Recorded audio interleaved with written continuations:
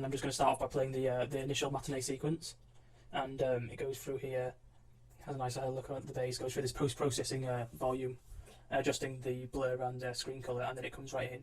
And I made sure that I've disabled the UMG interface right at the top left of the screen when the matinee sequence is playing, and then enable it when it starts. So there's a few ways I've implemented the particle system. One is with a jetpack, and I'll show you the other features later. But the main thing is the jetpack. So I've had it so when I press shift, I fly up, and whenever the button is pressed, it activates a particle effect.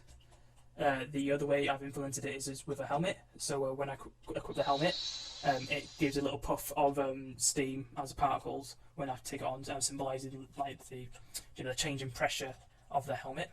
And going to my garden area, and when I press this button, it has the particle effect, which is water. But this is a physics volume, and it's got liquid enabled, and essentially it just comes in here. There's a nice little post-processing volume that's applied whilst I go there, and I reach the top and it sort of goes over. And this is controlled in the character movement settings, because I'm not pressing anything, I'm floating up. But however, if I press the E key, I go down, and press the Q key, I go up. So that's that, and then I'll take you over to the anti-gravity fake physics volume. So here I have the fake physics volume, and I've created this by using a trigger volume, and it could actually work with any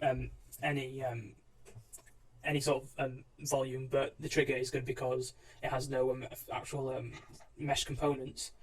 So the way this works is that it finds it looks for any overlapping objects within it. So this could either be mesh actors, this could be anything that's placed in the scene with physics enabled, and that generates overlap events. So then I just press a button, and then zero gravity is enabled. So if I shoot a box, it just flies around and it doesn't come back down. And it also changes the gravity on my character. And the issue I've had with that is because you can't set the world gravity, you can't change the world gravity. You have to add a fake gravity in terms of adding a force to everything inside of it. And this only really works for meshes. And for me to do it to my character, I actually have to change the character movement. In the character movement, I have to change the gravity scale. So whenever this applies, I add fake gravity to these objects, and then I also change the gravity scale on my character. So if I just use my jetpack, a little tap, and I take my hands off the controller, off the keyboard, and I fly around.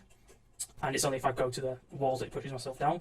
So if I go up again and I shoot the button, then everything comes crashing back down.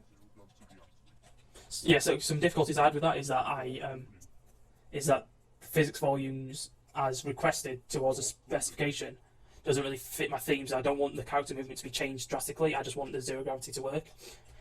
And really, there's nothing similar to what I've done on YouTube. So I had to, and even on the Unreal forums, which when I did researching, they only changed character movement and the gravity scale, like I mentioned. So I had to go on Facebook and requested some help if anyone knew how to do it. And one guy was kind enough to help me. But after we got the basics working, I still wanted to drastically change the code because I didn't want to just copy it. So I made other actors work, and I also implemented the character system also. So yeah, with this button, it uses this button and this mesh here. In its blueprint, it uses a blueprint interface, which means I can have almost a single piece of code, and I apply it to any blueprint. And it uses a line trace, which is that, and it detects, and if it hits the object and it has that this blueprint interface enabled, it'll run that specific event. So using the same piece of code, I can move this, and I can interact with the buttons, which enables me to use this one piece of code in as many blueprints as possible. In order for this blueprint to communicate and trigger the gravity settings in the trigger volume, I had to create a custom event at the end of this blueprint and at the beginning of the gravity trigger blueprint. So when this is finished, it enables an event in the gravity trigger blueprint. And I've also just implemented just some sound to this button with some attenuation on it, so that the further I am, it changes. Door opening, door closing. And the same with these doors, they've just got their own audio on it. Another particle system I have is with this oxygen station. So when I'm low on oxygen, so when with the helmet, I can refill it. So what I've done with this helmet is that, along with the audio settings and along with the post-processing settings, I have a post-processing volume which is attached to my character, and I change the settings in via Blueprint rather than just swapping out, which would have been a lot easier. But I wanted to do some extra research and development and learning on my skills, so I've managed to change the post-processing settings using a Blueprint. So it detects when the oxygen value is 0, and then it just changes the colour to the Blueprint. So when I go into the station, it refills my oxygen and it triggers a sound effect, and it also triggers a particle system. You can tell I got sound attenuation on the sound system anyway, so when I step off it, it goes quite quickly. Yeah, so I've got a jetpack, and I've also got. I did originally want it to, so when I'm outside, I kill myself if I don't have my helmet, but unfortunately I've run out of time. I just forget that I've got a collision box enabled.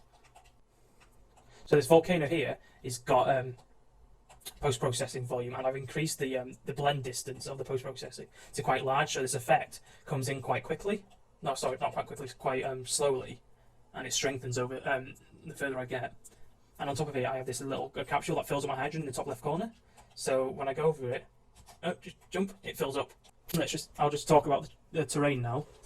So with the terrain, I added, I've got about 4 different textures. So I've got the lava texture, I've got a sandstone texture, I've got grass texture, and just to add some variety for the to add some variety to the sandstone texture, I added just some gravel. But in Alex's tutorial, this is where I did the further research, is that I wanted to have different normals also applied. So Alex's tutorial didn't cover adding other normals for the different layers.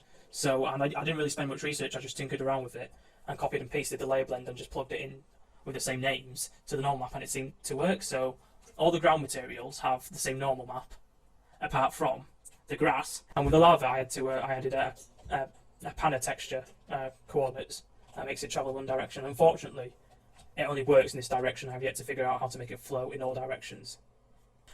I'm just going to cover my development process. It's quite rough and it's not too well planned out. At first, I just had I just blocked out an area, so I knew what areas I wanted, and I also created a list of features. And it was a lot longer than what I was able to imply.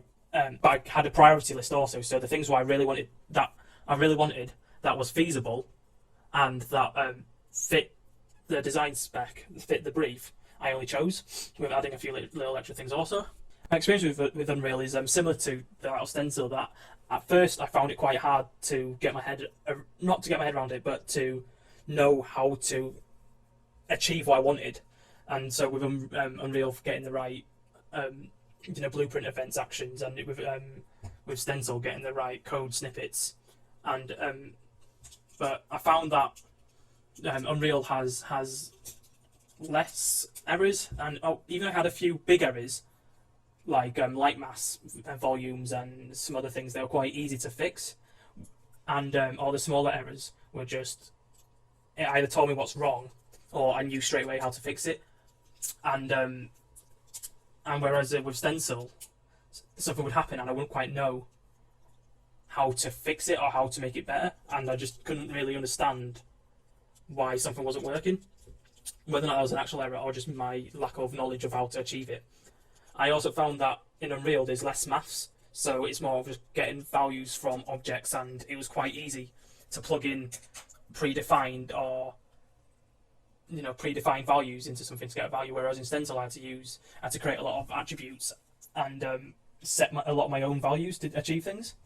And with Unreal, I feel like it creates more solid feeling games just because it is in 3D, and all the gravity and everything works and it feels like how it should, whereas in Stencil it would take a lot of tweaking and lots of refinement to get the outcome that I would want. And I believe that's everything, so thank you for listening.